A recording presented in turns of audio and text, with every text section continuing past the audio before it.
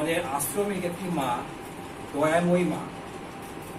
দয়াময়ী মা ঠাকুরের সৎসঙ্গ যখন দেওঘরে এখনো হয়, নাটমন্ডল যখন হতো, সেই পিরিয়ডে শ্রী বরদা যখন ছিলেন, শ্রী বরদা বড় নাটমন্ডলে বসে আছেন, দয়াময়ী মা প্রায় সৎসঙ্গে আসতেন শেষের দিকে প্রসাদ নিতে, বা প্রসাদের কিছুক্ষণ আগে আসতেন, এসে প্রসাদ নিয়ে চলে যেতেন। শ্রী বরদা এটা লক্ষ্য করতেন। ঠিক একই ঘটনা একদিন করলেন। শ্রী বরদা আশ্রমিক কয়েকটি মাকে বলছেন, এ দয়াময়ী মাকে জিজ্ঞাসা কর কি করতে এসেছে। মায়েরা জিজ্ঞাসা করলেন দয়াময়ী মাকে কি করতে এসেছে। দয়ামা বলছেন প্রণাম করতে এসেছে। তো মায়েরা বলছেন প্রণাম তো হয়ে গেছে, তাহলে আপনি দাঁড়িয়ে আছেন। তো মাটি বলছেন ইতস্তত করে, কাচুমুচু করে, মুখ নিচু করে দাঁড়িয়ে আছেন। শ্রী বরদা বলছেন সৎসঙ্গ ঠাকুরের, আর ঠাকুর স্বয়ং সৎসঙ্গে উপস্থিত থাকেন। আমরা গান কীর্তন করছি, তাকে আমরা কতটুকু অনুভবে রাখতে পারছি সেটা কিন্তু সৎসঙ্গে আসার আমাদের সার্থকতা।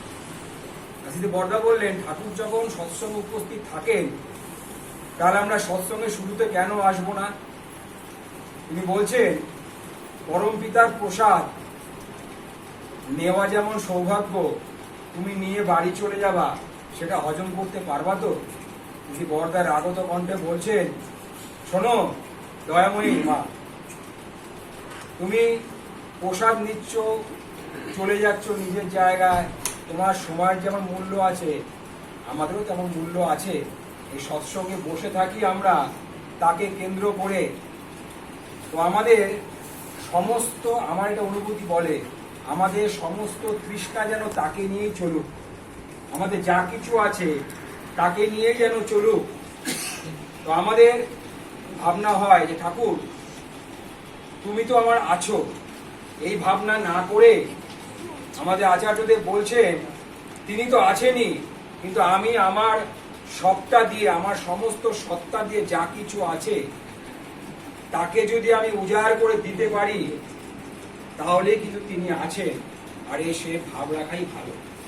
যাই হোক, আমি বিস্তারিত বলবো না, ছোট্ট একটা ঠাকুরের ছড়ার আকারে বাণী দিয়ে শেষ করব। ঠাকুর বলছেন তোমার চলন বলন এমন হবে বিশ্ব জুড়ে চেয়ে রবে, তোমায় দেখে সুধায় তারা কি করলে এমন হবে, তুমি তখন বলবে তাদের সদ্গুরুকে স্মরণ করো, সদ্গুরুরই আদেশ নির্দেশ নিষ্ঠা ভরে পালন করো। নিষ্ঠা কথা অর্থ হচ্ছে নিঃশ্বাসে লেগে থাকা। তো আসুন আমরা এই সৎসঙ্গ থেকে, আমাদের আচার্যদেব বলছেন প্রতিনিয়ত সৎসঙ্গে এসে কিছু না কিছু নিয়ে বাড়ি যেতে হয়। ঠাকুর আরেকটি বাণী বলছেন আলোচনা শুনলি কত, নিজের কথা নয়তো কম, অনুশীলন করলি না আর বাক্য বাগিস বেকুব সম।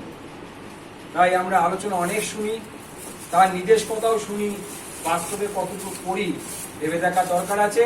আমি আর বিস্তারিত যাব না, এখানেই বিরাম দিচ্ছি। উপস্থিত সকলের মঙ্গল প্রার্থনা করে জয় গুরু মহারাজ।